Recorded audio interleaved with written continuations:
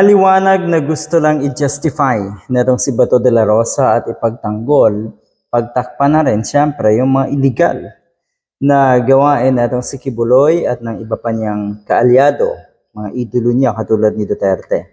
Ito po ay may kaugnayan sa nabalita dati na ito daw na si Kibuloy ay mukhang supplier ng armas, mga baril ni Digong at ni Sara Duterte. Maraming witness, may mga lumabas sa investigasyon tungkol dyan, kaya dapat talagang ipagpatuloy din yung investigasyon tungkol dyan sa mga baril na yan. Okay, nabalita rin dati na etong si Duterte ay sandamakmak ang lisensya, sandamakmak ang baril. At yun daw ay mga collection lang naman talaga. Okay? Sige, anong sabi niya si Bato de la Rosa? Hindi na talaga nadala ang mga katulad ni Bato de la Rosa. Sila po ay senador hindi naman ng taong bayan eh. Hindi sila senador na ang priority ay yung kapakanan ng ating bansa at ng ating mga kababayan. Kundi, yung kapakanan po ng kanilang mga idolo katulad nga ni na Kibuloy at Duterte. Yan po ang intensyon ng mga katulad ni Bato. Kung hindi ka pa naman kasi or kung normal kang tao, siguradong alam mo yan. Siguradong makikita mo yan sa mga gawi netong si Bato de la Rosa, sa mga statement niya. At syempre, kasama na rin dyan si Mr. Robin Padilla at ang iba pa. Alright, anong sabi? Wala daw siyang nakikitang problema. Totoo naman, wala ka talaga makitang problema sa mga idolo nyo. Yan ang napakalaking pagkakamali niyo po. Si Mr. Robin Padilla, ang daming nakikitang pagkakamali sa mga tao na alam na nakakatulong sa ating bansa. Sa mga tao na dapat ay nasa posisyon nila. I mean, sa halip na sina Robin at sina Bato de la Rosa, sila dapat yung nasa posisyon. Pero hindi nabaluktot ang kaisipan ng marami nating kababayan, kaya naandyan ngayon sina Mr. Robin Padilla at sina Bato de la Rosa. Okay. Sabi dito, wala daw nakikitang problema.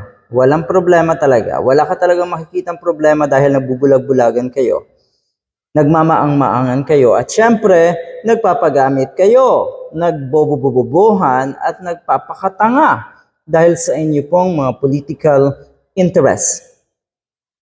Ganon po yon. So talagang wala ka pong makikitang mali sa mga ginagawa ni Kibuloy. Napaka-unusual. Napaka-abnormal po ninyo kung ganon. Wala daw nakikitang mali at problema etong si Senator Ronald de la Rosa kung nagmamayari man ng baril etong si Kibuloy. Oo, siguro wala. Wala talagang problema. Ay bakit kailangan mong ilihis? Wala talagang, siguro posibleng sabihin na natin sa puntong ito na wala talagang masama na magtago ng baril.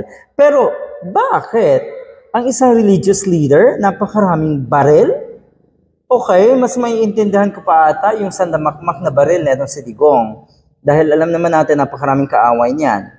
Ibig sabihin, ang daming inagrabyado at siguro ay gusto lang proteksyonan ang kanyang sarili. Si Kibuloy, marami din bang inagrabyado kaya dapat proteksyonan ang sarili niya? Baka. Yun din ang nakikita po natin. Pero yun nga, sabi niya, lahat ng taga Mindanao ay mahilig umano sa baril.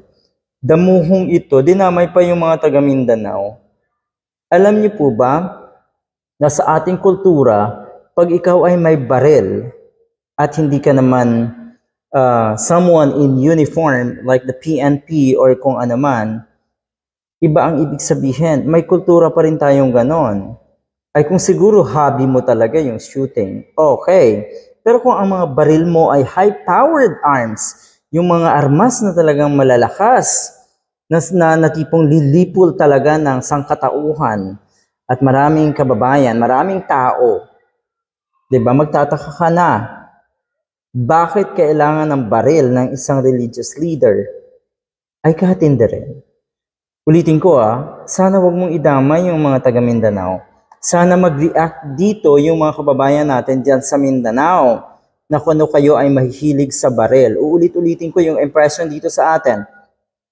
Yun, yung kultura dito sa atin na pag may baril ka at hindi ka naman police, hindi ka naman military, part of the military, ang ibig sabihin yan, ang tapang mo.